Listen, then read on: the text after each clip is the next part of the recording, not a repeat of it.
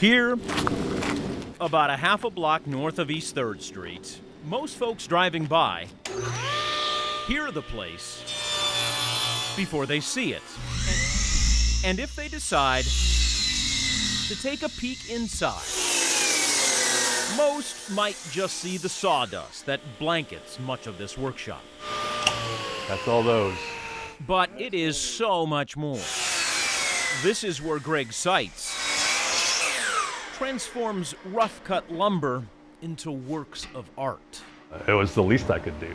Greg started his business in 2008. So I need to see how high the blade is.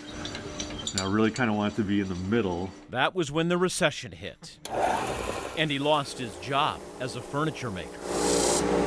So I make like cases and shadow boxes. This is what I do.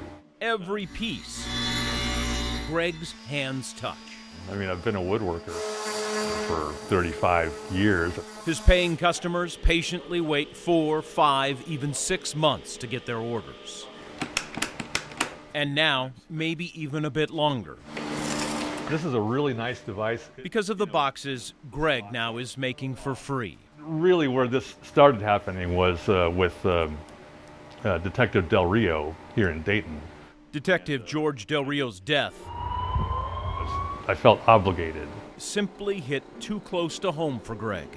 This is an officer that's in my backyard. An officer, a husband, a dad he never met, but still. I want to do what I can do. It's simple.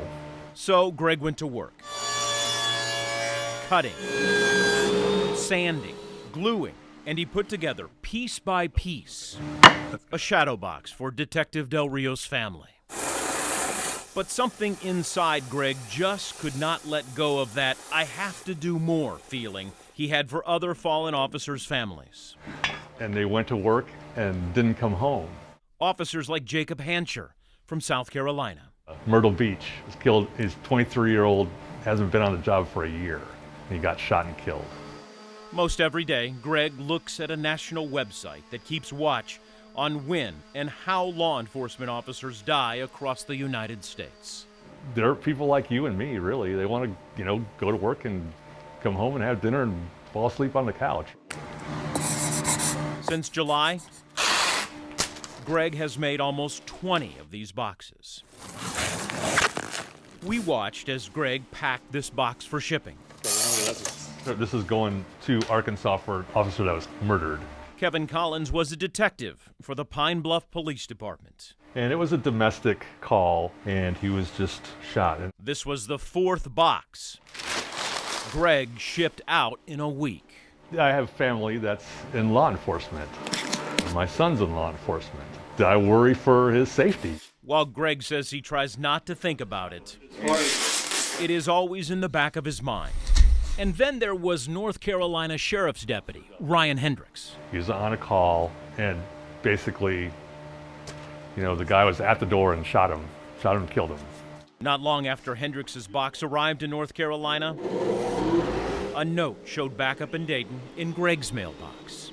Your kindness and thoughtfulness are much appreciated, especially during this time of grief. Worth so much more than money could ever buy. I know that these mean something to people. He just wants officers' families to know he cares, people care, and their loved ones will not be forgotten. Right now they're hurting. In a year or after some period of time passes, they're going to look back and somebody's going to, think about Kevin. It's not going to be this lost memory. The sad reality is, Greg knows there will be other officers. Whoop. And that means more shadow boxes. Off to Pine Bluff, Arkansas. Who would have imagined how a tragedy in a place like Pine Bluff, Arkansas would have tugged so hard at a man's heart here off East 3rd Street? My heart goes out to all of them. And remember, it all started with Dayton's own tragedy, November 4th, 2019, the night Detective Del Rio was just doing his job.